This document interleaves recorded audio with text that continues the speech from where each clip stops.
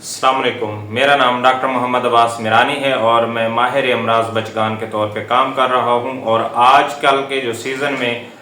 ज़्यादा बीमारी हमें देखने को मिल रही है, उसके हवाले से मैं आपको अलामात जो है वो बताना चाहूँगा, ताकि आप उन अलामात की सूरत में जल्द से जल्द अपने फैमिली फिजिशियन, अपने डॉक्टर के पास जाके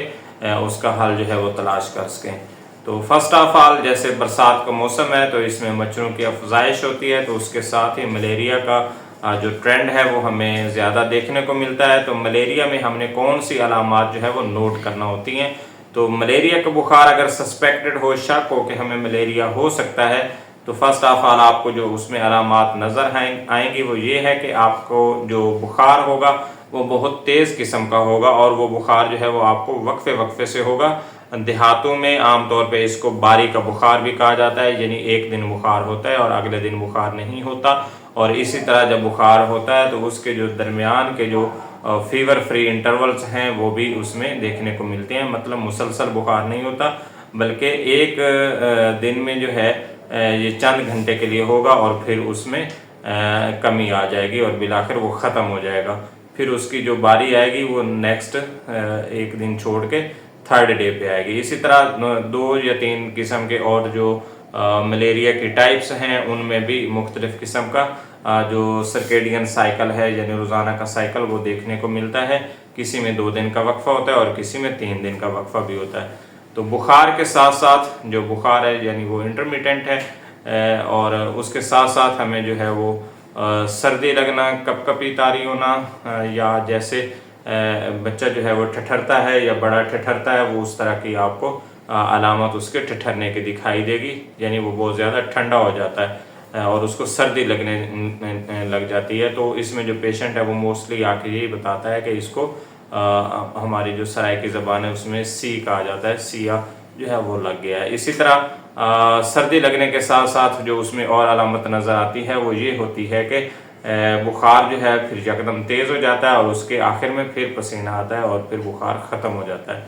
तो ये जो पैटर्न है बुखार का, ये हमें ज़्यादातर मलेरिया में देखने को मिलता है। तो आजकल अनयूजुअल किस्म का पैटर्न भी इसमें देखने को मिलता है, तो हमें उसमें अपना जो सस्पिशस का इंडेक्स लेवल है वो हाई रखना चाहिए। और चूँकि हम एक मलेरिया के एंडेमिक एरिया में, यानी जिस जगह पे मलेरिया ज़्यादा होता है, हम उस जगह पे रहते हैं, यानी कि दरियाए चनाब के बेल्ट में, तो हमें तो वैसे ही मलेरिया के हवाले से ज़्यादा कॉन्शियस होने की ज़रूरत है। तो इसकी जो अलामात हैं उसमें आपको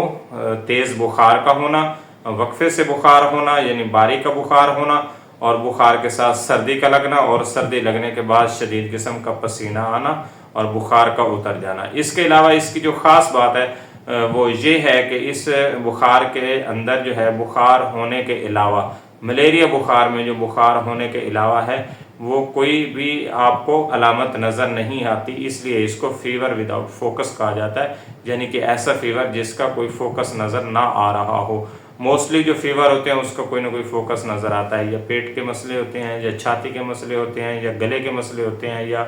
जल्द के मसाइल होते हैं, तो उसमें कोई ना कोई हमें फोकस मिल जाता है। लेकिन इसमें जो है ये जो भी चीज़ आप पूछेंगे पेशेंट यही बताएगा कि जी ये मसला भी नहीं है, ये मसला भी नहीं है, ये मसला भी नहीं है, बस उसको सिर्फ बुखार है। तो इन अलामात की सूरत में आपने सबसे पहले जब बुखार हो रहा हो तो आपने फिजिशियन के पास जाना है, डॉक्टर के पास जाना है, मुस्तनद मुआलिज के पास जाना है, और उसकी जो एडवाइस है उस पर अमल करते हुए आपने बुखार की सूरत में अगर बेहतर हो तो आपने मलेरिया का टेस्ट करवाना है। और इसी तरह ये जो टेस्ट है, अगर पहले ही दिन जो है पॉजिटिव निकल आए तो आप इसका इलाज शुरू कर दें, और अगर पहले दिन पॉजिटिव नहीं निकला और जो इसकी अलामात हैं वो बहुत ज़्यादा फेवर कर रही थी मलेरिया को, तो अपने फिजिशियन की जो हिदायत हैं उसके मुताबिक आपने चलना है। या तो दोबारा टेस्ट करवाना है फीवर की सूरत में, या फिर वो जो ट्रीटमेंट बताए वो आपने शुरू कर देना है। इसी तरह मलेरिया का जो प्रोफाइलैक्सिस है उसके हवाले से मैं बताता चलूँ कि अगर आपकी फैमिली में ऑलरेडी मलेरिया रन कर रहा है या किसी एक पर्सन को है तो बाकियों को भी हो सकता है, तो आपने कोशिश करनी है कि आप मलेरिया का जो प्रोफाइलैक्सिस है यानी उसकी जो अद्वियात हैं वो बुखार होने से कबल इस्तेमाल कर लेनी है। क्योंकि अगर आपकी फैमिली में किसी को हो चुका है तो उसमें लाजमी बात है कि वो दीगर फैमिली मेम्बर्स को भी हो सकता है मच्छर के काटने से और मच्छर की अफजाइश से। लेकिन ये कुछ अरसा के लिए चलता है, बाद में खुद ब खुद जो है आपकी फैमिली में अगर वो फीवर सेटल हो गया और दीगर लोगों को नहीं हुआ तो वो सेटल हो जाते हैं और जो उसके वेक्टर हैं यानी कि मच्छर यानी कि जो मॉस्किटोज़ हैं वो उनका जो लाइफ साइकिल है वो ख़त्म हो जाता है। तो मेरी ये गुजारिश है कि इन अलामात को नोट करते हुए आप जल्द अज जल्द जो है अपना ट्रीटमेंट जो है वो हासिल करें। Thank you.